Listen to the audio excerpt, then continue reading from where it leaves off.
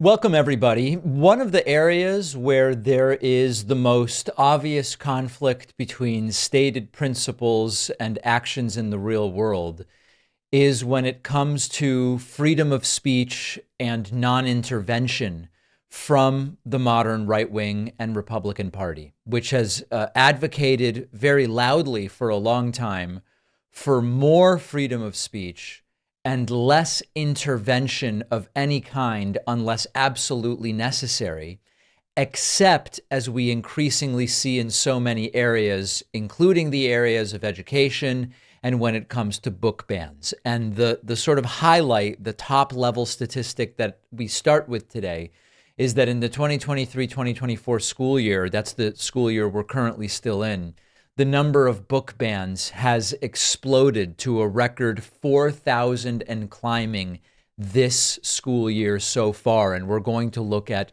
all of the data and then talk about why this is so disastrous. Let's take a look. This is from PEN America, which is their slogan is the freedom to write.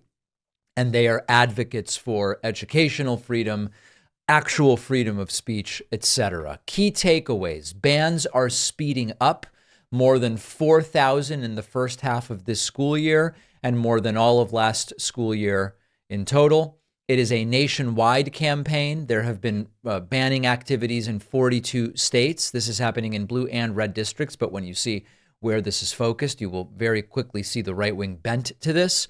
Those who want to ban books are attempting to use obscenity law and hyperbolic rhetoric about porn in schools to justify banning books, often for sexual violence or LGBTQ plus topics. Trans identity is very popular, and disproportionate targeting of books by women and books by non-binary authors is taking place. They also are focusing on themes of race and racism by advancing rhetoric disparaging critical race theory, woke ideology, and efforts to ensure library collections are diverse and inclusive. So 4,349 book bans in the fall of 2023. If we look around the country, well, first of all, you will see the numbers going up dramatically, as you can see on a per semester basis, very, very, very high. And if you look around the country, you will see that the largest numbers are in Florida and Texas, which makes sense because Florida and Texas have passed specific bills seeking to do exactly that. You then see close behind Pennsylvania, Wisconsin rather, and then Utah, Missouri, and Tennessee, and then subsequently other numbers. Some states we have no data for altogether. There's lots of examples of the types of books that are banned. Number one, any kind of sexual violence is being banned under the premise that it is pornographic in nature. We have number two, a continued hostility towards LGBTQ plus books. And then we have number three, transgender narratives, which are being targeted. So it's all the normal stuff. We also continue to see a backlash against so-called critical race theory. And we see vocal individuals or small groups disempowering parents and students. So let me review once again with you the core of this. I don't think the right response to this from the left should be any material whatsoever is appropriate for 6-year-olds. And of course, no one is saying that. And much of this movement is premised against the idea, it's premised on the idea that what the right needs to fight against is woke left-wing educators who want to put the most lurid, violent, and sexually provocative materials in the curriculum of first graders. And of course, that's not the case. And what's really important to remember is that many times the subject of controversy is a book available in a high school library, and it is presented as if it is part of the curriculum for first graders. There is a lack of distinction here where these materials are just mentioned as part of some larger glob, so to speak, with no discrimination made between a book that may simply be available in the school library if a high school senior wants it versus the idea that first, second, and third grade teachers are including some of these materials in the required curricula for 6, 7, and 8-year-olds. So my view on this remains what it has been for several years, which is, number one, they on the right are saying they don't want government intervening except when totally necessary. And yet what you are doing when you do these kinds of book bans is you're taking educators out of it. And you were saying, I don't know, random parents know just as much about what's appropriate and where and in what context as do the professional educators, mostly with master's degrees and doing exactly this sort of work. There's an overemphasis of particular types of content. Like I said, right now it's very trendy to focus on books by trans authors, non-binary characters, etc. You ignore the actual impact that this has on academic freedom.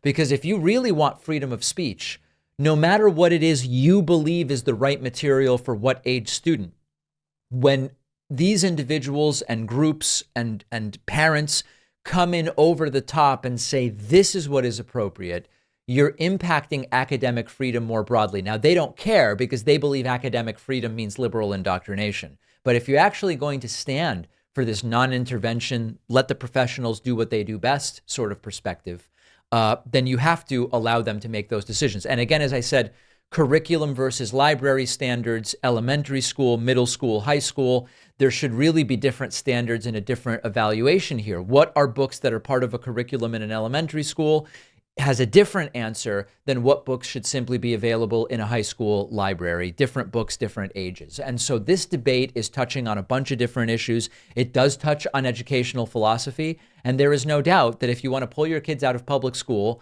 put them into whatever sort, oftentimes it's Christian homeschooling that is a big thing. The decisions about curriculum that are made there, go ahead and make them however you want. And parents can feel free to do that.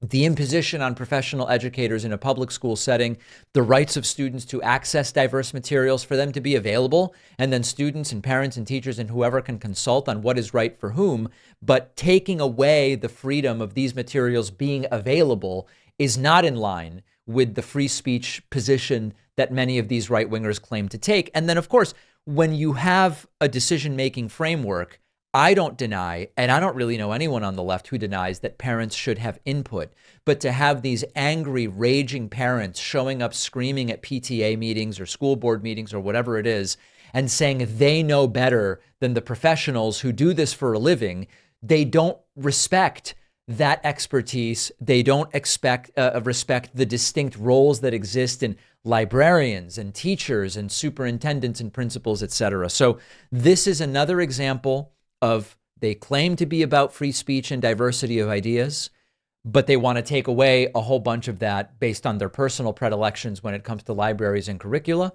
and they don't actually stand by the principles they claim to stand by. So we are seeing it rise. Every time this comes up, I get a couple of emails. You'll see it in the YouTube comments, right-wingers saying, there aren't really any book bans in Florida or Texas because the books are still allowed to be sold in bookstores.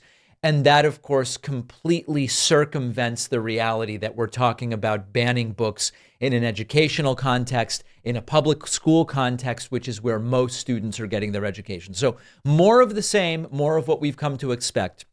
What will turn this around? Not the election of Donald Trump. That I can assure you. A very faux somber group of Republican members of the House delivered the impeachment articles against Secretary of Homeland Security Alejandro Mayorkas yesterday. I do want to remind you, this impeachment is DOA. It is dead on arrival. Not only is it absurd to say that despite undocumented immigration under every presidential administration in the modern political era, go back to the 1700s, maybe undocumented immigration meant something different then. But certainly under Trump, under Obama, under Bush, under Clinton, under H.W. Bush, and going back beyond that, we have always seen undocumented immigration to the United States. All of a sudden, Republicans have decided that the fact that there has been some undocumented immigration under Biden and Mayorkas means that Mayorkas must be impeached. It's absurd. Also, Democrats do have a majority in the Senate, and that is yet another reason why this impeachment is dead on arrival. But here is video of House Republicans making the very somber walk over to the Senate to deliver articles of impeachment against Department of Homeland Security Secretary Alejandro Mayorkas, desperate for relevance, up against the wall for having accomplished nothing. Here they are.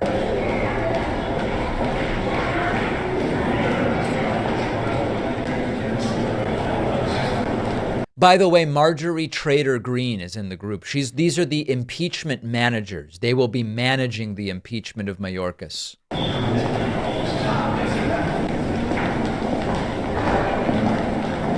Dear God.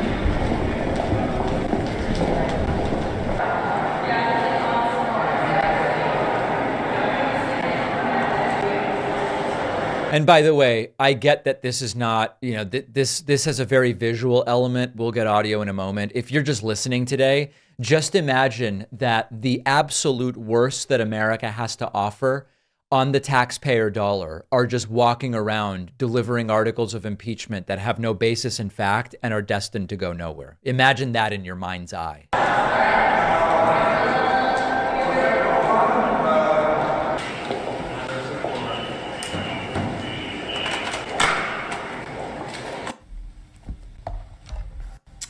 Mr. President, the managers on the part of the House of Representatives are present and ready to present the articles of impeachment, which have been preferred by the House of Representatives against Alejandro Nicolas Mayorkas, Secretary of the Department of Homeland Security. There you go. So imagine what they could accomplish if they actually put their time and energy into doing their jobs rather than empty, vapid, pointless political theater. Do something for your country if you are as patriotic as you claim to be and claim to have a monopoly on patriotism. These are absolutely pathetic people. This is going nowhere, and you should be furious. Your taxpayer money is wasted on this. It's wasted on it in the House. It's going to be wasted on it in the Senate in an impeachment trial that will go absolutely nowhere. Not only because Mayorkas is not deserving of being impeached, but because Democrats have a majority in the Senate, and Democrats have already said, we don't think there's any reason to impeach this guy. By the way, I don't even think that they'll get every Republican vote to convict in the Senate. There are some mildly or moderately sane Republicans remaining who are just going to say this doesn't make any sense whatsoever. So there are your taxpayer dollars, an attempt to distract from the 4 criminal trials in which their Republican nominee is involved in, and of course, more big picture, an attempt to distract from the fact that Biden has accomplished much while they have attempted to interfere with all of it. They have nothing to show for themselves and have nothing to justify their re-elections in November. They're in trouble. They know it. Let's hope it backfires. Don't forget that the best way to support the David Pakman Show is by becoming a member, which gives you access to the daily bonus show, the regular show with no commercials. You also get access to our entire archive of every episode dating back a really long time and plenty of other awesome membership perks. Go to joinpakman.com, joinpakman.com. I truly would love to have your support in producing this program that we produce every single day for everybody. We distribute the show for free to over 150 nonprofit radio and television stations, as well as to Free Speech TV on DirecTV and Dish Network. And it is all funded by roughly 0.5% of our audience. I'd love for you to join the ranks of membership and help us increase our level of support from 0.5% to 1%. That's really the goal. Just a very small portion of our audience can make us financially sustainable indefinitely. And the best way to do it is to sign up at joinpakman.com. We have launched the new website on Sunday. And along with the new website, which, by the way, only a couple dozen or so tech issues that we've had, which when launching a website with this much going on and tens of thousands of registered users and all of these things, it really is surprising that we've only had a couple dozen tech issues, which just goes to show it was worth waiting for. The member experience on the new website also significantly improved. So I encourage you to sign up. Go to joinpacman.com. You can take advantage of the new, I still believe, very good low rates, or you can use the coupon code SAVEDEMOCRACY24 to save about 40 or 50%, which makes it an even better deal. Joinpacman.com is the place to do it. President Joe Biden traveled to Scranton, Pennsylvania yesterday, a place of much lore in the Biden. Biden likes talking about Scranton, I guess I would say. I don't know what word I'm necessarily looking for there. And President Joe Biden now really starting the 2024 campaign in earnest. I'm not going to lie. I'm not going to tell you, hey, this was the most exciting speech I've ever seen. The energy was just unbelievable. But President Joe Biden continuing to soberly and calmly and carefully pick apart the competing vision that his opponent, Donald Trump, has for the United States of America. And certainly part of what makes Trump sort of disconnected from the plight of the average person is that Donald Trump, it's not just that Trump is wealthy, it's that Trump inherited his wealth and was really born into a way of living that puts him very much at odds with the experience of the average American. You know, people like Donald Trump learned very different lessons. He learned the best way to get rich is inherited. Not a bad way. He learned that paying taxes was something people who work for a living did, not him. He learned that telling people you're fired was something to laugh about. I guess that's how you look at the world when you're in Park Avenue in Mar-a-Lago. But if you grew up in a place like Scranton, nobody handed you anything. You know, these are carefully crafted political speeches, but there's a lot of truth there. Trump said he's smart for figuring out how not to pay taxes. He has a history of not paying contractors, working people. He has a history of grifting. He has a history of selling to his followers anything that he can put his name on, then it fails, whether it's Trump steaks or Trump water or whatever the case may be. And so these are, at the end of the day, political speeches meant to win an election in November, but they really ring true. And as I've said before, Biden's a multimillionaire. Bernie is at least a millionaire, if not a multimillionaire, including his real estate holdings. But number one, their background had them far more connected for much of their lives to the circumstances of the average American. But that doesn't even matter. You could be very wealthy your entire life, but have figured out the problems facing the average American financially and economically. Trump has not figured that out. Here is more from Biden, referring to this wild fundraiser at Mar-a-Lago that Trump held. There are only two presidents on record in all of American history that left office with fewer jobs than when they entered office. Herbert Hoover, and yes, Donald Herbert Hoover Trump. Look,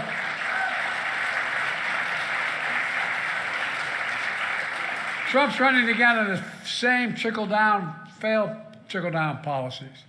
Nothing's changed.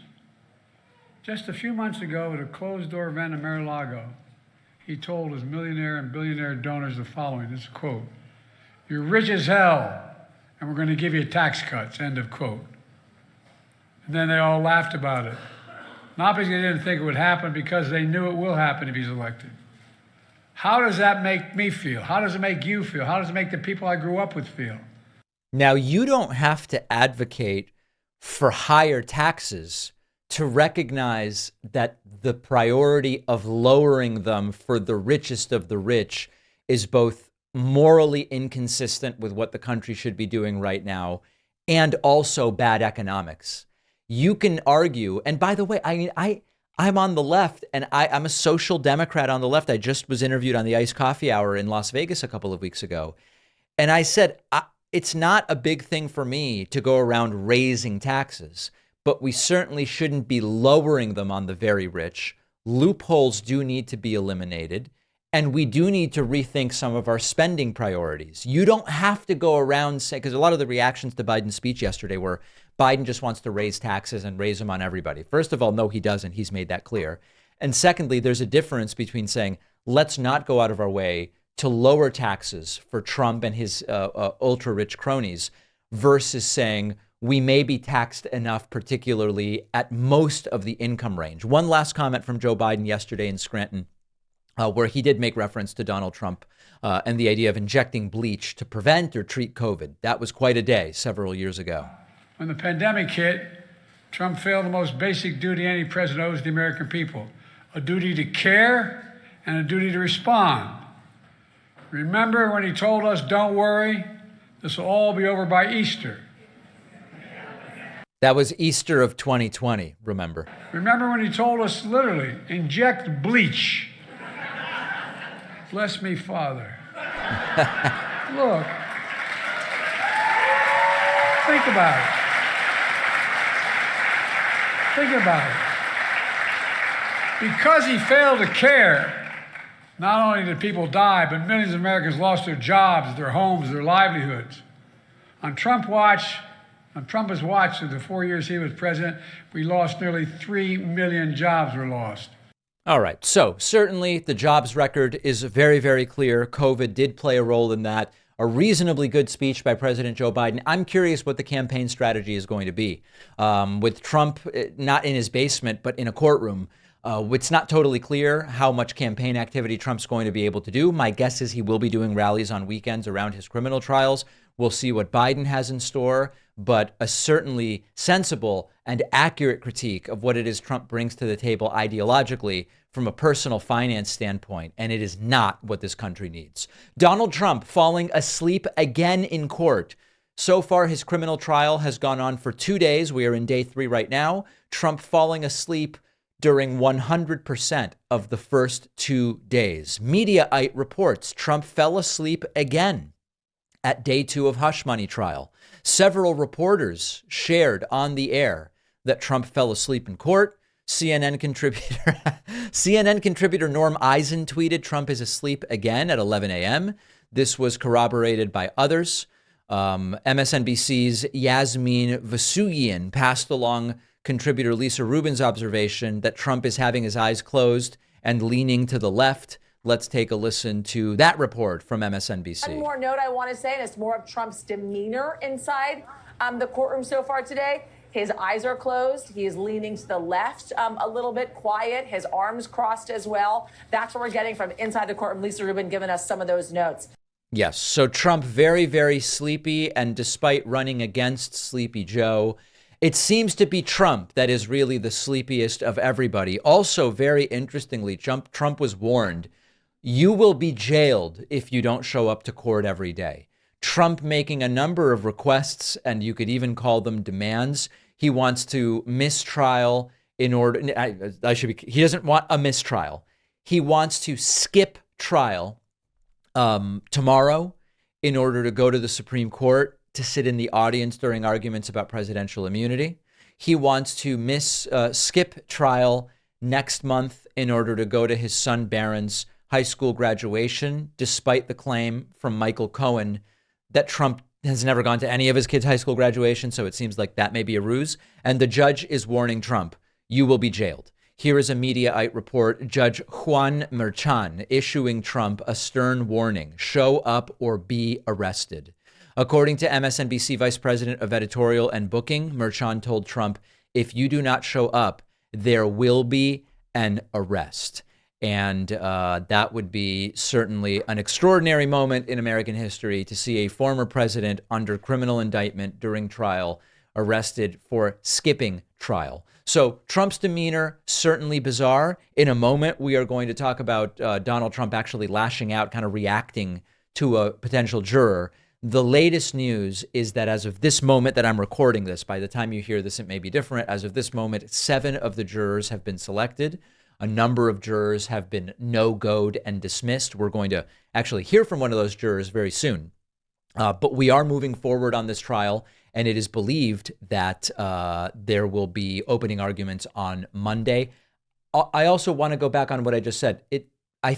They were going to have Wednesdays off. So maybe actually today is not day 3 of the trial, and day 3 will be tomorrow. I will follow up on that and let you know. Let's now talk about what's going on with the jurors. Yesterday, during the second day of jury selection in Donald Trump's first of 4 criminal trials. Trump reportedly lashed out, visibly and audibly reacting to a potential juror, and was told by the judge, you got to stop that right now. Take a look at this. Quote, I will not have any jurors intimidated. Trump admonished by judge on day 2 of criminal case. Judge Juan Merchan slammed Trump for his audible remarks and gestures towards a potential juror. It's like a baby in the courtroom, a nearly 80-year-old baby in the courtroom. Take a look at this from The Independent. The Manhattan judge presiding over Trump's hush money trial slammed the former president for audibly commenting about a juror and gesticulating towards her. Quote, I won't tolerate it. I will not have any jurors intimidated in this courtroom, said an incensed New York Justice Juan Merchan. I want to make that crystal clear. The former president's legal team, after questioning a first round of potential jurors, asked to speak with one potential juror who appeared to post a video on social media showing New Yorkers celebrating. Trump's defense lawyer, Todd Blanche, said it appeared to be anti-Trump. She said, meaning the juror, she said, regardless of her political views or allegations about them, she affirmed she would remain a fair and impartial juror if brought onto the case. After she left the room, the judge lambasted the former president, sitting behind his attorneys as a criminal defendant, for his audible comments and for gesticulating towards the juror. I don't want a juror on this panel who lies to us, who misleads us as to his or her views about Mr. Trump, adding he believed the juror was credible. He denied Trump's attempts to strike her from the pool. So you have a situation here where Trump and his lawyers, particularly in the court of public opinion, have been arguing Trump can't possibly get a fair trial in Manhattan because Manhattan is very left-leaning. Now, I hate to break it to Trump and to others. This is an argument that's been tried, attempted many times when it comes to jury selection. If you look at a very red state like Utah, or you look at a very blue state like New York or like Massachusetts, you still have tons of people that are of the opposite or non-traditional, what we might say for that state political view. In Utah, you still have many, many, many Democratic voters, more than enough to assemble a jury of 6 or 12 people. In Massachusetts, I think something like 35 or 40% of the state still voted for Donald Trump. And really what you want is not people that are biased one way or the other, but individuals who are going to come to trial with an open mind, make a decision based only on the evidence and not bringing personal biases into it. So the idea that because one state or city or borough has 60, 70, or 80% individuals on one political side, that you can't get 6 or 12 individuals to be impartial and appropriate jurors is laughable. The reason that this case is being tried in New York and in Manhattan is because that's where the alleged crimes took place. Now, later on in the show, we're going to hear from Alina Habba, who is insisting that there's a political motivation behind the trial being in Manhattan. Of course, it just so happens that that's where the crimes took place, that's where they were investigated, and that's where they are being tried. This is a very common thing. Good for the judge for making it clear to Trump that he can't behave in this way, Trump behaving like the petulant child that he is. The question becomes, is Trump going to continue this behavior? And if he does, is the judge really going to have the whatever, call it what you want, the audacity, the strength, the presence of mind, the determination to hold Trump accountable in the way that any other criminal defendant would be held accountable? That's what remains to be seen. If you value what we do at The David Pakman Show, remember to support us on Patreon. Go to patreon.com/David Pakman Show, where you can get access to behind-the-scenes videos, the daily bonus show, the commercial-free daily show. You can support the show for as little as $2 a month. Check it out at patreon.com/David Pakman Show. There's a reason why many criminal defense attorneys suggest, implore, sometimes even demand of their clients, if I'm going to represent you, do not speak to the media. Do not say a word. That's not the way it works when you're representing Donald Trump as a criminal defendant. And Donald Trump yesterday, when he arrived in court for day 2 of his first of 4 criminal trials, he seemed to essentially confirm the facts of the case against him. He's not conceding that it is a crime. That would be, of course, for the process of the trial to determine. But here is Trump saying, I was paying a lawyer. I marked it down as a legal expense, or an accountant did, and that's what it was. We called it a legal expense. And of course, yes, we understand that that's what you did. And in reality, it was a campaign expense and it was a form of election interference. That's what being alleged. You usually don't want to speak to the media during a criminal trial and admit to the facts of the case that are being argued in court. Thank you very much. This is a trial that should have never been brought. It's a trial that is being looked upon, looked at all over the world. They're looking at it and analyzing it. Every legal pundit, every legal scholar said this trial is a disgrace. Right. We have a Trump-hating judge. We have a judge who shouldn't be on this case. He's totally conflicted. But this is a trial that should never happen. It should have been thrown out a long time ago. If you look at Jonathan Turley, Andy McCarthy, all great legal scholars, there's not one that we've been able to find that said this should be a trial. I was paying a lawyer and marked it down as a legal expense. Some accountant, I didn't know, marked it down as a legal expense. That's exactly what it was. And you get indicted over that? I should be right now in Pennsylvania, in Florida, in many other states, North Carolina, Georgia, campaigning. This is all coming from the Biden White House because the guy can't put two sentences together. He can't campaign. They're using this in order to try and win an election, and it's not working that way. It's working the opposite way. So check it out. Legal expense. It's called legal expense. We know, Mr. Trump, we know you marked it down as a legal expense. We know you were working with a lawyer. We know that you gave the money to Michael Cohen to get Stormy Daniels to shut up and not potentially ruin your campaign. The one little problem, it's just a minor detail. It is very much not a legal expense to shut up the adult film actress that you had an affair with so that she doesn't ruin your political campaign. It is not a legal expense. That's the problem. And so Trump essentially stipulating 90% of the facts of the case here. And this is why lawyers don't want you talking to the media. Here is CNN's Dana Bash, by the way, fact-checking the claim that Joe Biden is behind all of this. Trump mentioned that in the video I just played for you. Joe Biden both can't put two words together and has orchestrated the multi-jurisdictional prosecution for all sorts of different alleged crimes of Trump. It's really quite a demented guy to be able to pull that off. Dana Bash says there's no evidence of that. I should be right now in Pennsylvania, in Florida, in many other states, North Carolina, Georgia, campaigning. This is all coming from the Biden White House because the guy can't put two sentences together. He can't campaign. They're using this in order to try and win an election, and it's not working that way. It's working the opposite way. Before we get to our panel, I want to note that Trump's claim about Biden orchestrating the trial is baseless. The case was brought by a New York district attorney. There's no evidence that Joe Biden was involved at all. All right. So I don't know that it really bears repeating again, but she is, of course, completely correct. And then lastly, as always, Trump is the perpetual victim. Every system has been weaponized against him. It's so unfair. Everyone else is behaving terribly. He's behaving perfectly. And it's just such a sad thing that he is so weak and under the thumb of everybody else. Analyzing it.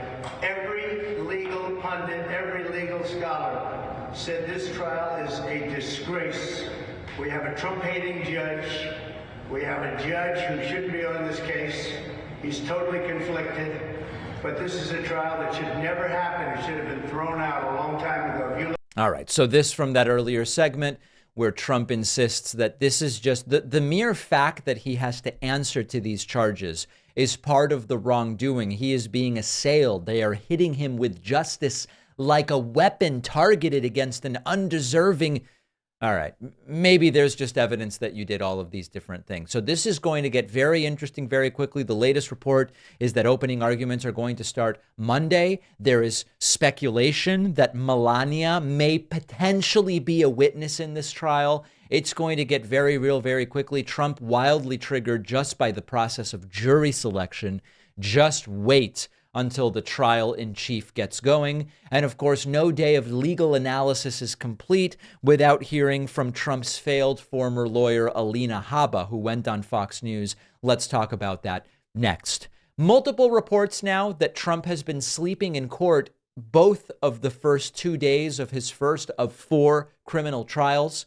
Trump's failed former lawyer, Alina Habba, was interviewed by Fox News' Martha McCallum yesterday, and she denies that Trump was sleeping in court. Let's have a second, but there's 2 reports both days of him falling asleep in court. Any reaction to that? Is he tired? Has he just been running around a lot, or any thoughts on that?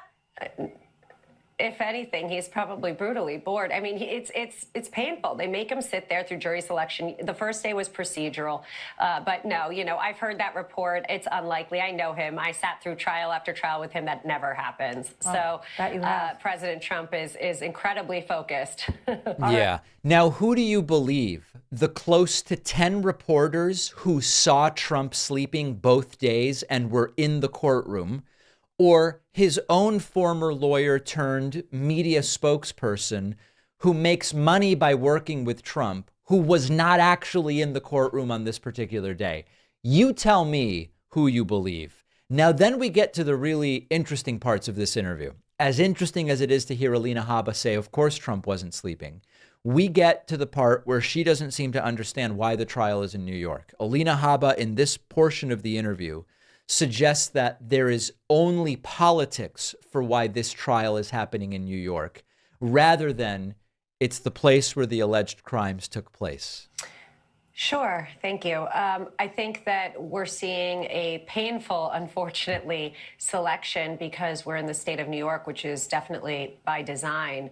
There is no question that Bragg bringing this in New York, look at the Fulton County DA and so on and so forth, Washington, D.C. These venues are selected exactly for this reason, Martha, so that they have a blue state with a blue pool. There's only...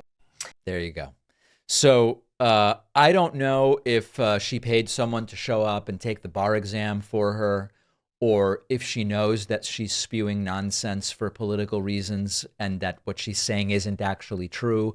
The reason that this trial is in New York is that's where the alleged crimes took place. The reason that the Washington, D.C. trial is in D.C.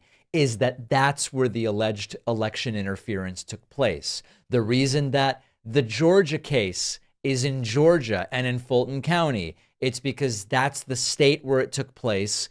It was investigated in the Capitol, which is where the primary investigators and prosecutors work, and thus that is where Donald Trump has been charged. There's no conspiracy here other than every single one. Well, why not try Trump in Montana or Utah, where he could get a much better jury? Because none of the alleged crimes took place there. It's very simple. What about the question of Trump in prison?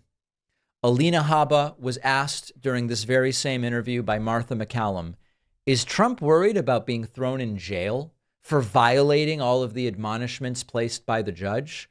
Alina Habba says if he does go to jail, it'll make him even more like Nelson Mandela.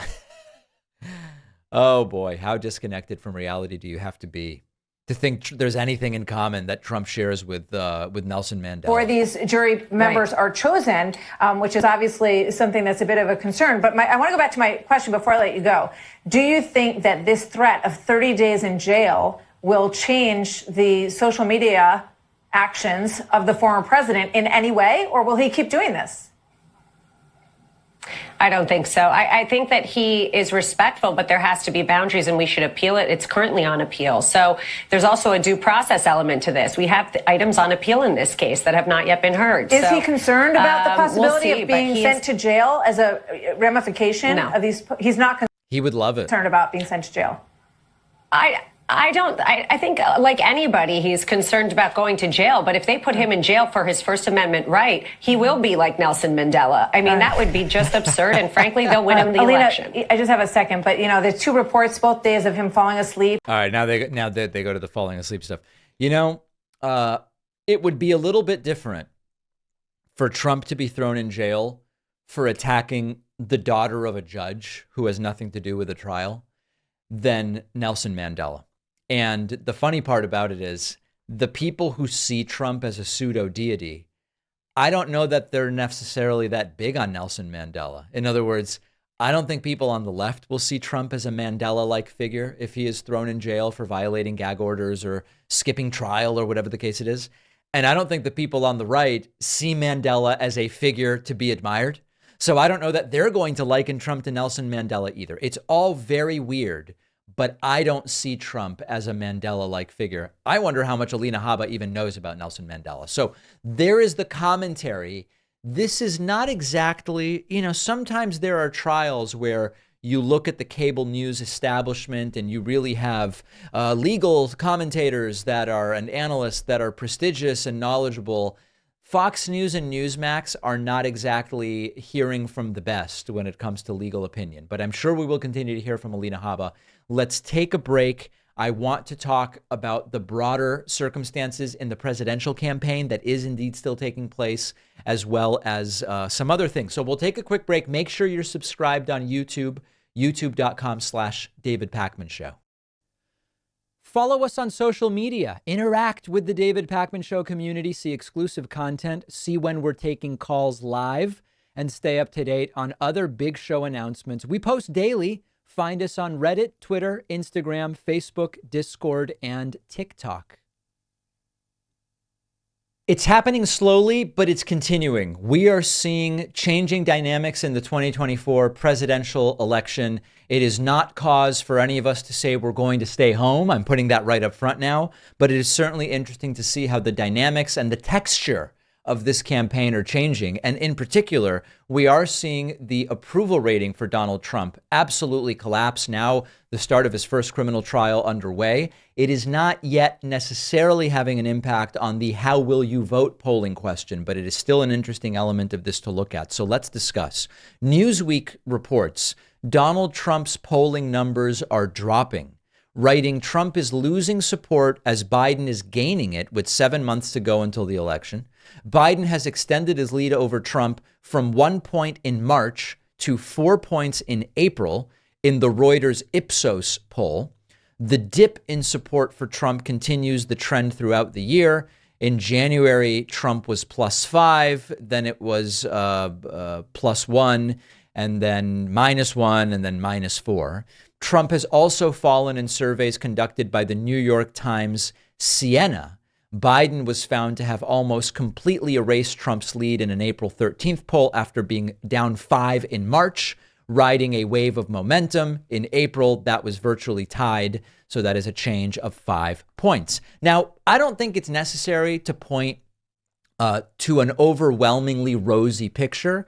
This is still going to be close and Donald Trump may still win. And if we zoom out a little bit and instead of just picking 2 polls and looking at how they've changed over time, if we look at the broader landscape, you see that it is much, much tighter than what just those 2 polls would suggest. So if you look at the YouGov Economist poll, it's tied, and that's with Kennedy polling only 3%. Now, the good news here is that we really don't want to see Robert F. Kennedy or Cornel West or Jill Stein polling in the mid-single digits or even higher. There were polls 2 months ago where Kennedy was polling 12, 14, 16. That has the serious potential to really disrupt and help Donald Trump get elected, which, by the way, seems to be the goal of at least some of the staffers of Robert F. Kennedy Jr. So Kennedy, West, and Stein together, only 4% in the YouGov poll. That one is tied. The Echelon Insights poll has Biden +1 in a 3-way race and Biden +3 in a head-to-head. In that poll, Robert F. Kennedy Jr. still has 11%. Then there is the New York Times Siena poll that I just mentioned, which still has Trump leading by 1. And then as you look, there are a bunch of polls in which Trump is leading by a little bit. There is an outlier ActiVote poll that has Trump +6. That is not a highly rated pollster. And then you do see a bunch of polling that has Biden ahead. The Ipsos Reuters poll has Biden ahead. Morning Consult has Biden ahead. In among registered voters, a different sample has it as Trump +1.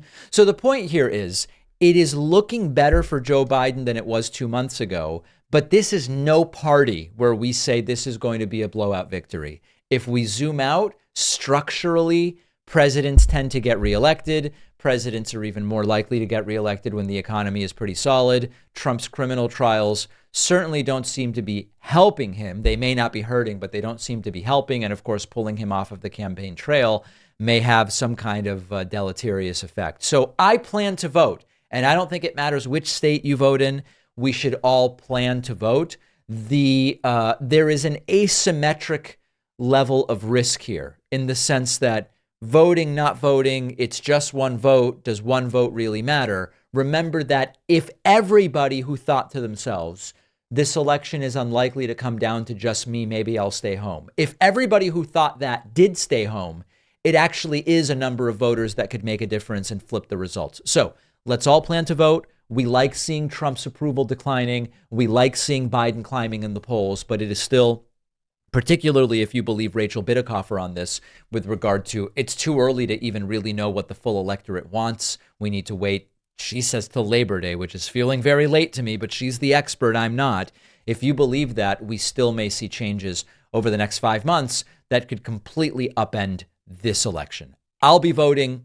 I hope you will too. The continued collapse of Trump's Truth Social stock, the Trump Media and Technology Group, continues, and it is now down 65% from the peak. The new plan is that Trump and his cronies plan to start diluting the stock to high heaven. Take a look at these numbers. This is wild, wild stuff. Trump's Truth Social stake shrinks by $3 billion after the stock tanks. Shares are down about 60% from the recent peak after the first 3 weeks of trading. Here's the chart. And as you can see from that peak, the stock has declined 65%, losing roughly 2/3 of its value. I'm going to be very honest with the audience. I can speculate.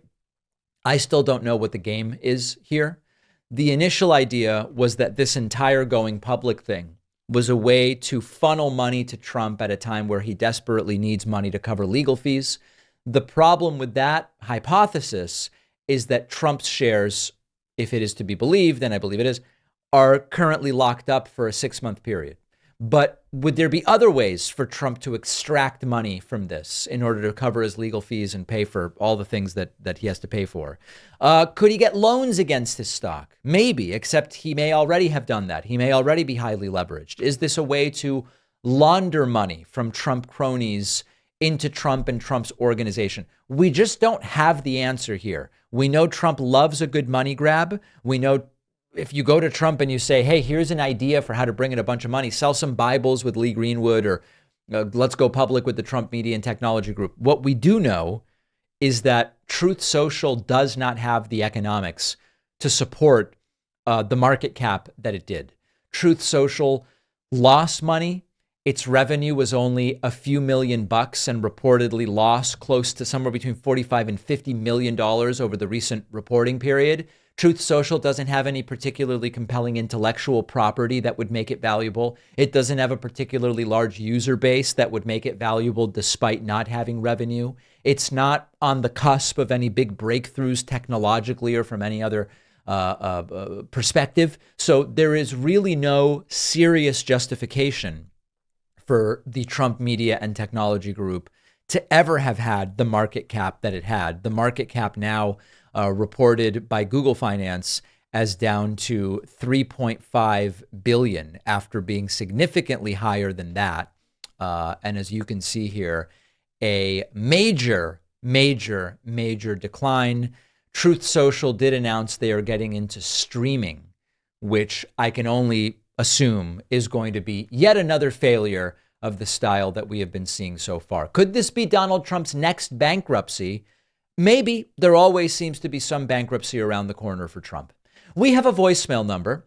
That number is 219-2-DAVID-P. You can call that number absolutely anytime you want. Many people call in the middle of the night to give me their thoughts. Here is a viewer. I don't know that they're really a committed viewer to this show. Here is a person who says they stumbled across the show on DirecTV and are now canceling DirecTV because I am a socialist and I am a moron. Let's take a listen to this. Hi, I just went past your show on DirecTV and I'm canceling it. Yeah. Because you're morons. I'm sorry, I'm not a hateful person. No. But I got to cancel DirecTV because I'm paying for this stupid shit. Right. I'm very sorry. Like I say, I'm not, but you're idiots. You're socialists. You're morons. You're misguided. And I got to get rid of this stuff because I'm paying for it. Right. So if you go away and crawl back into your hole, that'd be great. Thanks. There you go. So what I can tell you is I may be a moron. I'm reserving judgment on that. I may be a moron. I am absolutely not a socialist. Anyone who watches this program knows that. But the funny thing is, presumably this guy has stuff he watches on DirecTV. DirecTV, and we have nothing to do with DirecTV. We're on a channel on DirecTV called Free Speech TV. I don't even think DirecTV funds Free Speech TV. Free Speech TV does fundraisers for funding. And I don't know that there is any connection whatsoever between DirecTV and Free Speech TV financially. And so I don't think this guy's hurting anyone but himself. And I guess DirecTV, which maybe he wants to do, but a little bit misguided. And by all means, go and do absolutely whatever you want, sir. But you are certainly not hurting me by canceling DirecTV. And you may be hurting yourself. A couple interesting guests that are going to be coming up that I do want to mention. There's some really, really good stuff coming up on the show.